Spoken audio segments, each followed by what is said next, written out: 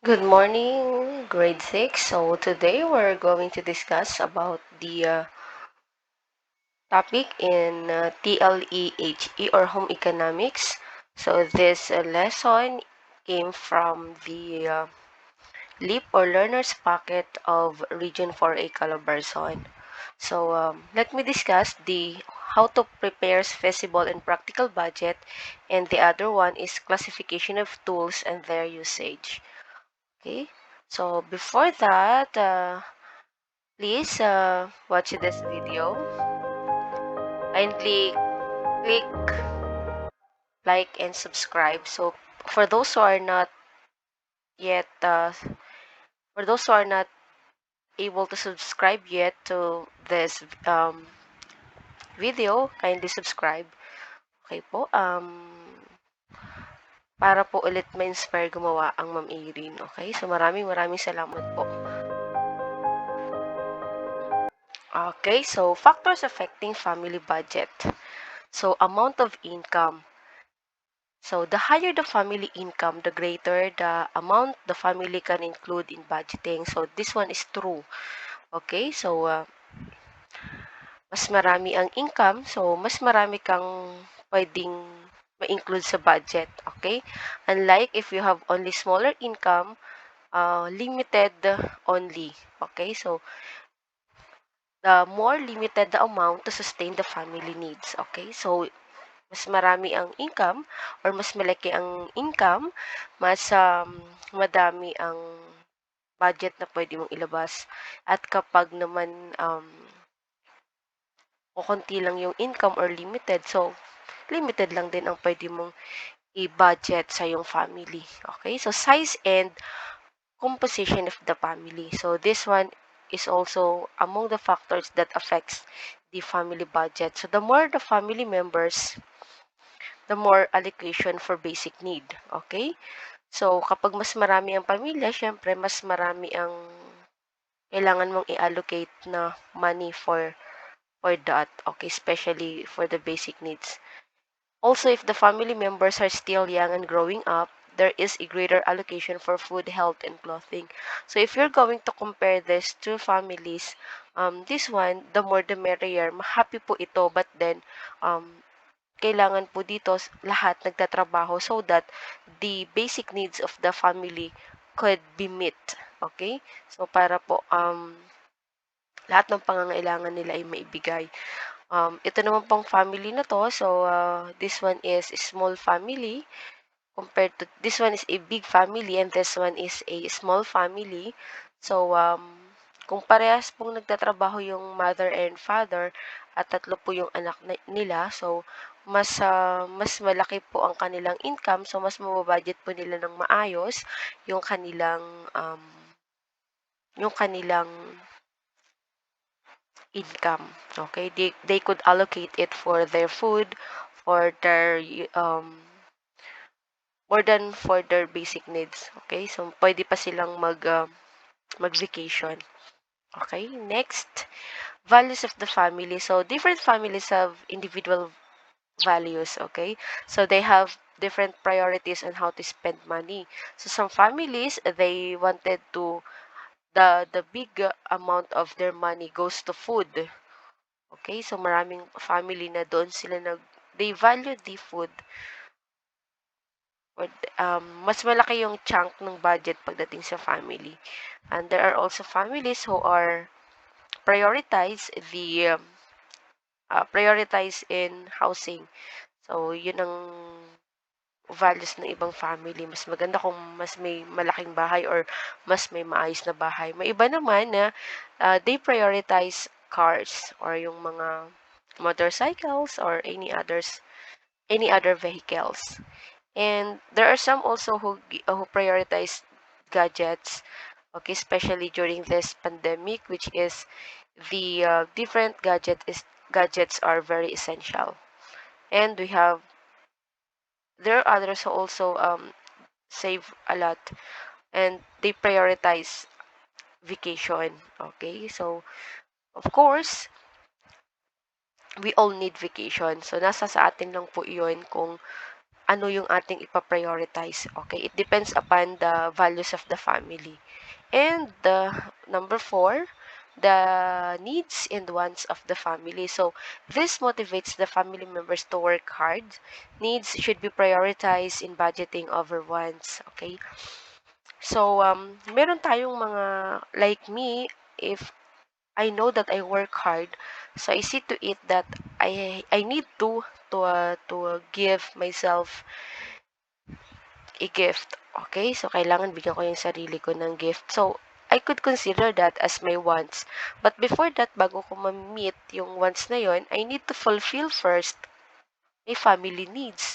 Okay? So, ano nga ba yung family needs? Siyempre, yung basic needs yon, yung mga pagkain, clothing, yung mga foods, basic needs, foods, shelter, clothing, mga ganon. Bago yung wants ko. Halimbawa, yung wants ko, bagong cellphone, bagong latest na cellphone. So, I need to prioritize first the needs of my family before I go with my wants. So, yun ang aking pinaprioritize yung needs muna. But then, there are some who are prioritizing wants. So, nasa tao na po yun kung ano yung kanilang ipaprioritize. So, ikaw itong tao na to, say for example, you are this person and you are balancing yourself if you would like to go for your need or for your wants. For your needs or for your wants. Okay, it depends. It always depends upon a person. So, wants, this could be gadgets like this. And for needs, those are basic needs. So, at the end of the day, ikaw pa rin na magde-decide kung ano ang gusto mo. Okay, next.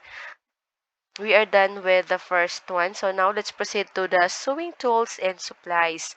So linens are fabric household. So these are linens. Items intended for daily use like like beddings, tablecloth, and towels. It refers to any cloth material. Ayan. So pwede pong the beddings for our bed sheets and bed sheets or for our beds, tablecloths or tablecloth and towels. Okay, so these are the different linens. Okay, so they could be made from different materials like cotton, silk, rayon, or any combination of this. So pwede pong kahit na ano. So there are different measuring tools that are being used in sewing. Okay, so we have the tape measure. So tape measure is a measuring tool used for taking body measurements to produce well-fitting clothes and pants.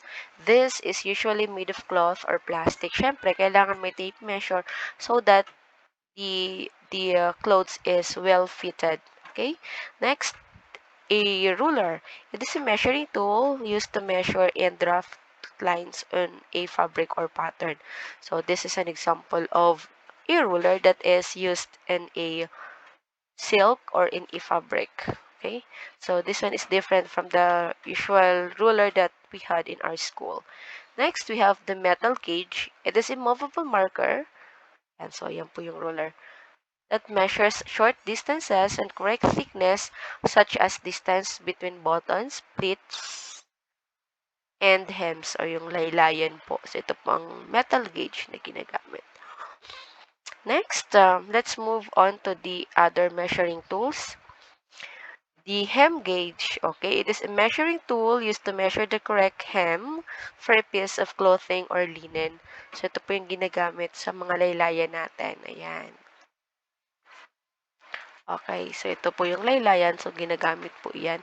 Next, we have the French curve. It is a measuring tool used in drafting curves in the pattern of the arm, neckline, and crotch. So, French curve po ang ginagamit when they are drafting curves for the pattern of your arm, neckline, and crotch. And meter or yardstick. Okay, so this one is used for measuring fabric. Next, we have the Taylor square. Okay, Taylor square is used for drawing straight lines and true right angles. Yan. So, Taylor square pang tawag dyan. Then, we have the curve stick. It is used to have curved lines on necklines and armholes. So, yan po ang curve stick or curve stick. Next, let's proceed to cutting tools. So, ano nga ba yung mga cutting tools na ginagamit sa ating mga fabrics? So, we have embroidery scissors. So, these are small scissors designed for needlework, like this one. And we have dressmaking shears. It is used for cutting heavy fabric. It doesn't heavy fabric. It has uneven shapes of handles. So, uneven. This one is much bigger compared to this one. So, ang tawag po dyan is dressmaking shears. Next, we have pinking shears, or scissors with serrated blades or zigzag edges, or edge like this one, similar to saw, used for cutting the fabric edge and prevent it from fraying or raveling. So, this one is an example of pinking shears. And we have light trimmer. It is used for cutting small corners or portions of the fabric.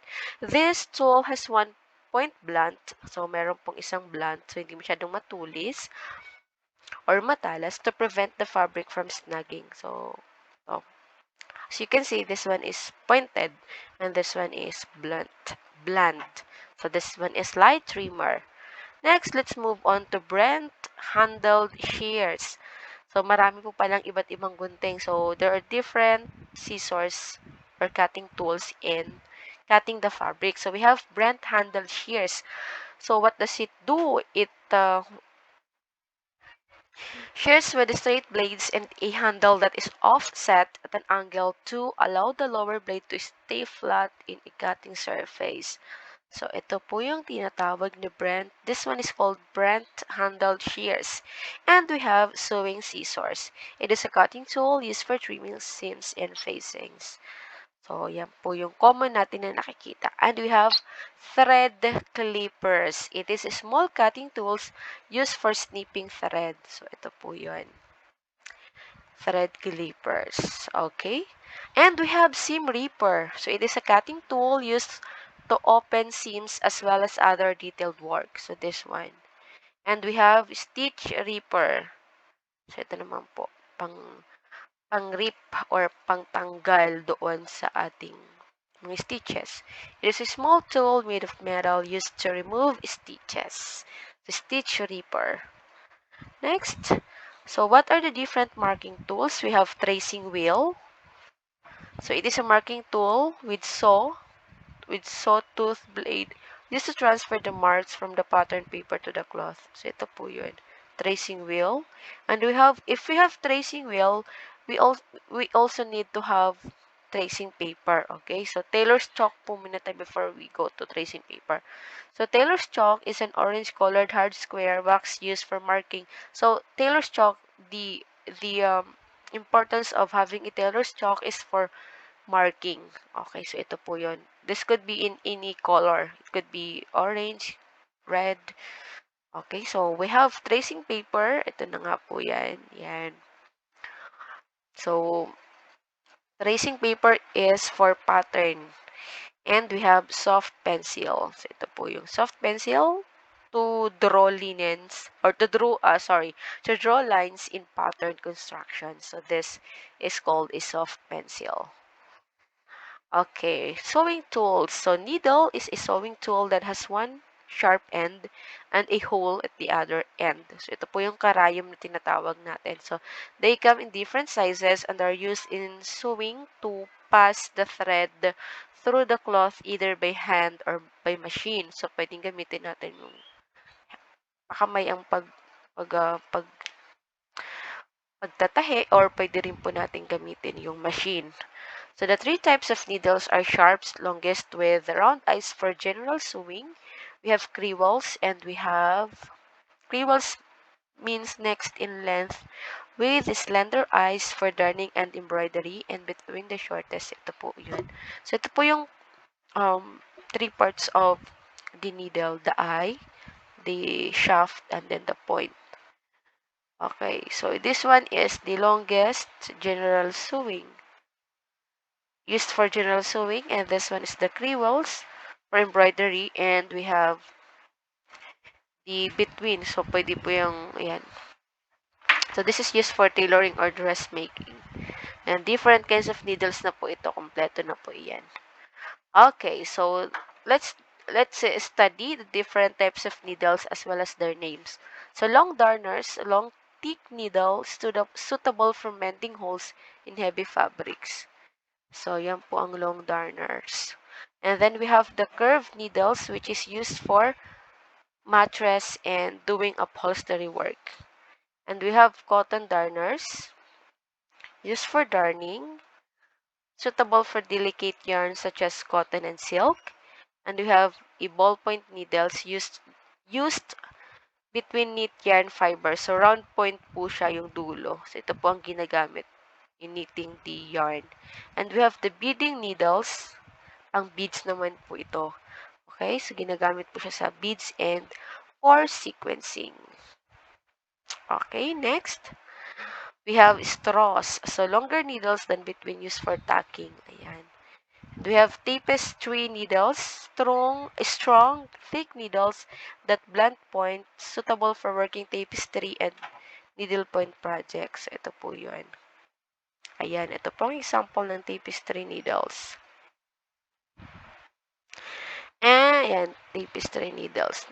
And glovers or leather hand needles. Sturdy three-sided needles with a round eye, suitable for piercing both leather and strong plastic fabrics. So, ayan po ang itsura ng glovers or leather hand needles. And we have embroidery cruel needles. It is a sharp, medium-length needles with a long eye through which strands of embroidery thread are needed. Ayan. Okay, now let's move on to different pins. So, pins are essential also in sewing. Okay, so it is a tool with a sharp pointed tip used for a variety of purposes, such as holding pattern pieces in place, fit fabric, or garment on the body. Okay, so dressmaker pins. It is a 1 and 1/6 inches long, used in all sorts of garments. So, ayan. So, dressmaker pins. Ito po yun. And we have glass-headed pins. Ayan naman po. So, this one is for marking or for decorating crafts. So, colored ball shapes heads. And we have the safety pins. Okay, so available in different sizes. So, the head is covered or ayan, the head is covered to prevent from jabbing the skin. And we have the pin cushion, this one. Okay. Next, let's have the emery bag. So it is similar to a pin cushion but with rougher content such as finely ground broken plate or even fine dried sand to sharpen the tips of pins and needles and to prevent them from getting rust. And we have thread. So ayan po, iba't ibang sinulid.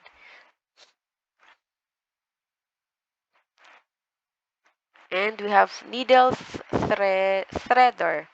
So this one is the so-called needle threader. Okay, so it aids in inserting the thread into the eye of the needle. And we have timbal. So the timbal is this one.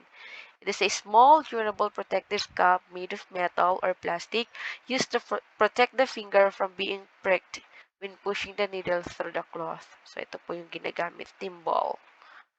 Okay, so we are done with the different pins.